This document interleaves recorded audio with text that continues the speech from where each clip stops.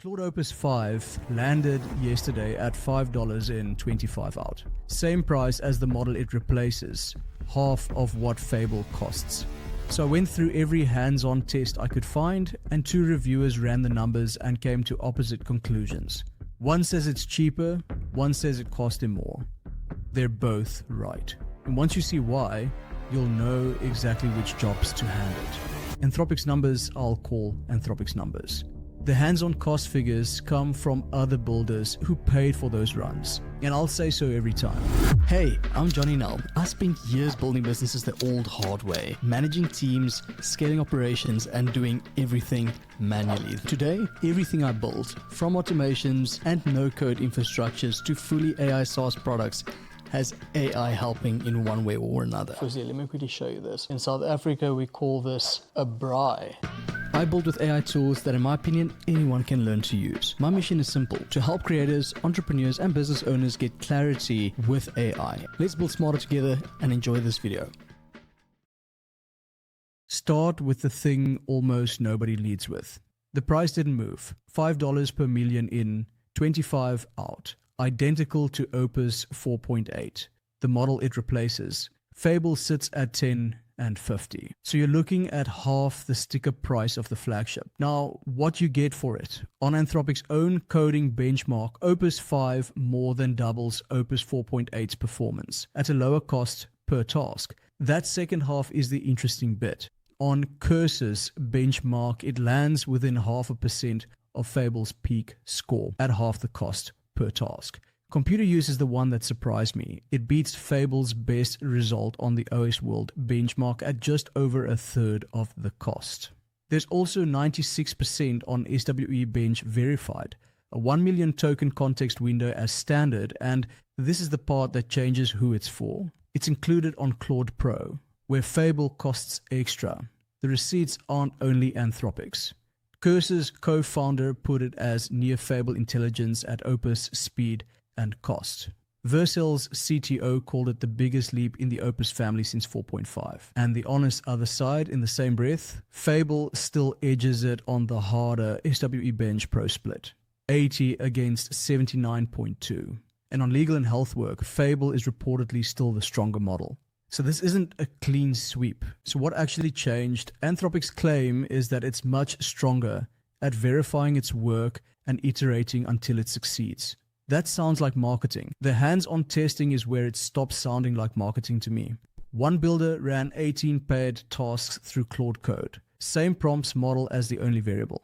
On a bug hunt in a code base, Opus 5 passed 4 out of 4 tests and scored 93 out of 95 on a judge's technical score. Fable passed 2 out of 4 and scored 66. That's the difference between a fix you can ship and one you have to go back and finish yourself. A second tester ran 5 creative and knowledge work builds blind, ranking the outputs before revealing which model made which. Opus 5 came first in all 5. It also beat Opus 4.8 in everyone and was cheaper in 3. So the generational jump is real. But that verification loop, the thing that makes it better, is also the thing that's about to cost you money. Because here's where those two testers completely disagree. The one who ran the blind creative tests found Opus 5 cheaper than Fable in 4 out of 5. $16 against 33 on the game, 17 against 20 on the motion graphics. The one who ran the 18 paired tasks found the opposite. Opus cost him more overall, despite half the per token price, because it burned roughly 2.4 times the output tokens and averaged about an hour a session where Fable averaged 25 minutes. His worst single run was $112 on one app build. So who's right? Both of them. And the reason is the whole point of this video. The verification is what runs the meter. Give it a tight, one-shot job and it finishes cheap. Give it an open-ended task with no stopping rule and it will keep checking its own work for 2 hours, because that's what you asked for. Your bill is set by scope and stop conditions, not by the price per token. Two things that follow from that, which I've barely seen mentioned. First, when he broke down where the money actually went, most of it wasn't fresh input at all. It was the model rereading context it had already loaded, which means the fix is fewer, tighter turns, not shorter prompts. Second, he ran the same prompt twice and got 2 different animals. One run obeyed, one ignored the instruction and burned nearly 2 hours. Cap your turns, cap your spend, and treat every run as non-deterministic. And that's the exact reason the Agentic OS is what's waiting in the AI Founders Vault. It's the control room I run all of this from. One screen, every agent reporting in, and every run showing you what it did and what it cost. So a $100 session can't run for 2 hours in a terminal you forgot about. As of this week, it ships pointed at Opus 5 by default, plus the community where we compare these numbers as we get them. The link is down in the description below. The 5 jobs. Number 1, and this is the one I'd run tonight, point it at your own audience and make it tell you what to build. You give it access to your YouTube comments, your community threads, your DMs, your support inbox. Then you ask for the pain points ranked with the number of sources behind each one. Then the single product that solves the top 3. Then the single piece of content that would land hardest. Ask for it as an HTML report with the sources cited. In the testing, that run chewed through 2,200 YouTube comments and 480 community posts. 20 minutes, $8.34. It came back with a ranked list, a product to build, and the next video to make. $8, guys. For the kind of audience research you'd normally guess at, the gotcha. It will happily synthesize from stale or thin context and sound just as confident. That's why you demand the source counts, so you can check for yourself whether it read enough to be right. Number 2, the bug in code you didn't write. This is where that verification strength earns its keep. You hand it the repository, the bug report, and this is the part people skip, the expected behavior. Then you require it to write tests and pass them before it reports back to you. That's the 4 out of 4 run I mentioned. Between $4 and $7, 13 to 20 minutes on a code base the tester didn't write himself. If you've ever inherited a project or taken over a client's half-finished build, try this one first. You're asking it to prove the fix works before it tells you it's done. One honest note. On an easier bug in the same testing, Fable's fix was judged cleaner. A single line upstream change that was immediately reviewable. So on anything you're going to ship, have a second model review the patch. Costs pennies. Catches the plausible looking fix. Number 3 is the one that made me sit up, because it's the closest thing to replacing a paid deliverable. You cast it as a named professional. In the test, a private wealth advisor preparing a deck for an investment committee. You give it one decision to answer. Then you force the constraints. Real current figures, the unit economics, and actual forecasts with the assumptions visible. Interactive charts, one self-contained file. And you tell it in these words that it has to look beautiful. That last instruction is not fluff.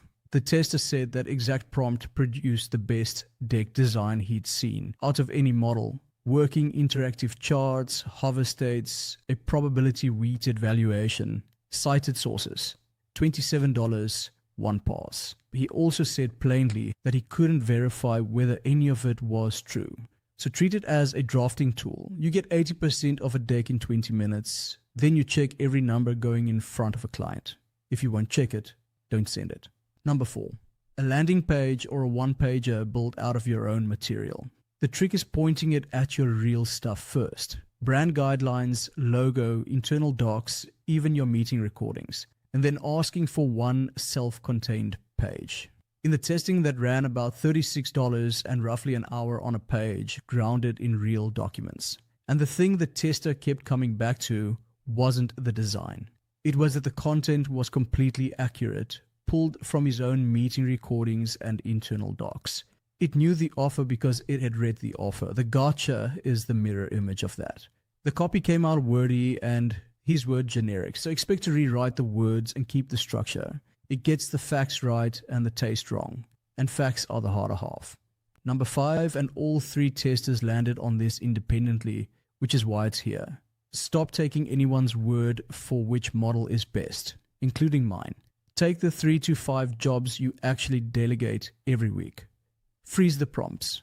Run them across the models you're paying for in identical fresh folders. log what each one cost and how long it took. Then have a third model judge the outputs without knowing which made which.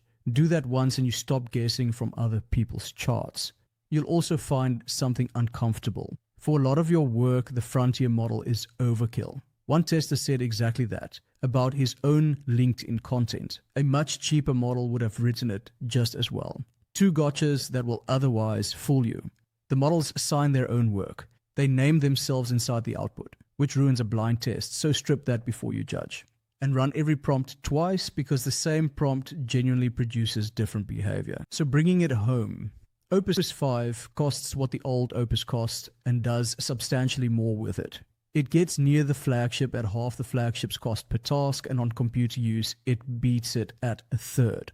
What actually improved is that it checks its own work, and that same habit is what turns an open-ended run into a $100 surprise.